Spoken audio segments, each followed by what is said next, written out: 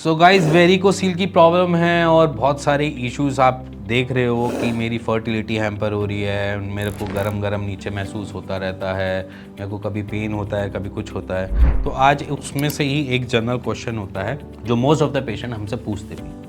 अब उसमें पूछते क्या है वो हमसे, सर फर्टिलिटी तो हैम्पर चलो ठीक है, बट ये गरम गरम क्यों एहसास हो रहा है, ये हॉट सा क्यों लगते रहते कभी कभार टेस्टिकल्स। या फिर कभी ये भी पूछते हैं कि सर ये हीट कैसे मैनेज की जाए, सर ये टेस्टिकल्स को कैसे हम मैनेज करें कि फर्टिलिटी ढंग से हो पाए। सो गाइस मेरे ख्याल से ना आपको वेरिकोसील का थोड़ा सा समझना चाहिए कि वेरिकोसील में गर्म क्यों हो रहा है, ब्लड का फ्लो ऐसा क्यों बना है। तो सबसे पहली चीज़ आप इसी चीज़ से स्टार्ट करो कि एक टेस्टिकल्स आपके जो जुड़े हुए हैं आपकी फर्टिलिटी से, उसमें मल्टीपल वेन्स हैं जो आपके ब्लड को कैरी फॉरवर्ड लेके जा रही है। कैरी फॉरवर्ड मतलब डीऑक्सीडाइज ब्लड को लेके जा रही है। अब वो टेस्टिस जब आर्टरी से आने वाले अच्छे ब्लड की कंजप्शन कर लेता है, एनर्जी कंज्यूम कर लेता है, देन वो क्या करता है, उसको गंदे खून की तरह वेन से बाहर निकाल देता है। वेन्स के अंदर एक ऐसी दिक्कत आ गई जहाँ पर बीच में जाकर ब्लड उल्टा घुमाने में वो समर्थ रहता है। वेन्स के अंदर मतलब कि वेन्स के अंदर जब वो ब्लड फ्लो कर रहा है और वहाँ पर उसको लग रहा है कि भैया मेरे पास आगे जाने का रास्ता नहीं है, तो वो दोबारा घूम के वापस आ जाता है। अब जब वो दोबारा घूमने की कोशिश करता है तो वहाँ पर हसल बसल हो जाती है। अब जब वो हसल बसल होती है तो कुछ ब्लड फ्लो आगे की तरफ बढ़ रहा होता है, बट कुछ ब्लड को दोबारा टूवर्ड्स आपके टेस्टिस में भेज रहा होता है।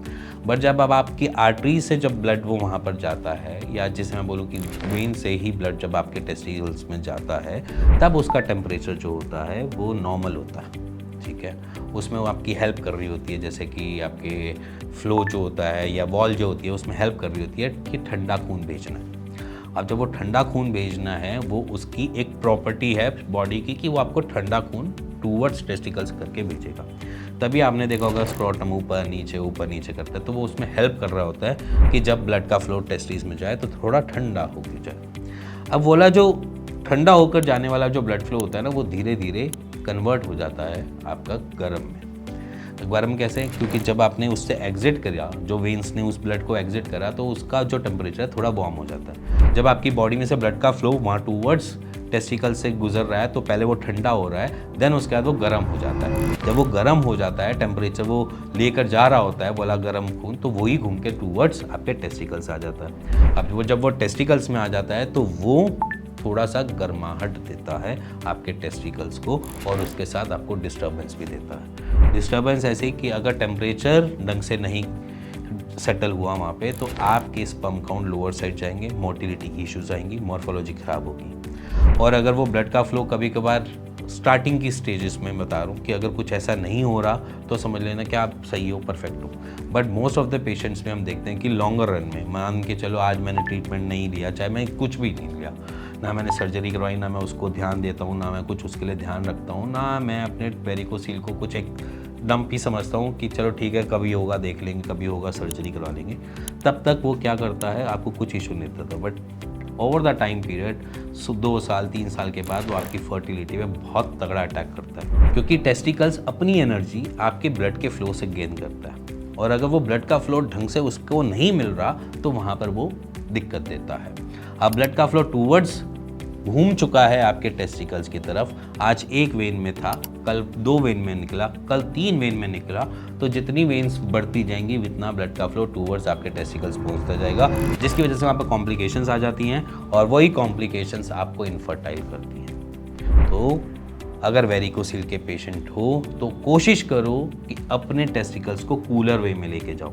इसलिए हम रेकमेंड करते हैं आपको सिट्स बात करो। सिट्स बात आपको पोस्चर दिख रहा होगा आपकी स्क्रीन पे।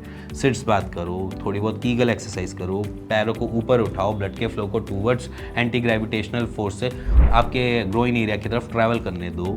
इसीलिए किया जाता है कि वहाँ का जो टेम्परेचर है वो ढंग से मेंटेन हो जाए, ब्लड का फ्लो ढंग से आगे की तरफ बढ़ जाए, जिसकी वजह से आपको इशू ना आए। इसी के साथ हम रिकमेंड करते हैं कि आप जो कॉन्स्टिपेशन है उसको हटाओ। इसी के साथ हम रिकमेंडेशन करते हैं कि अगर आपकी डाइट जो है अगर उसमें मिर्च मसाले ज़्यादा हैं तो दिक्कत आपको दे सकता है, तो इसलिए मिर्च मसालों को हटाओ।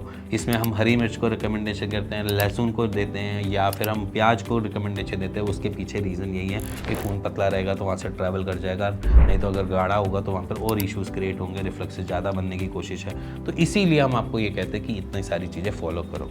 बॉडी आपकी है, आपको पता है उसके साथ क्या करना है, कैसे करना है, किस तरीके से रखना है। हम सिर्फ आपको गाइड कर सकते हैं और कोशिश करेंगे आप वेरिकोसिल फ्री हो सके। सो इसी के साथ मिलते हैं नेक्स्ट वीडियो के लिए। तब तक goodbye and take care.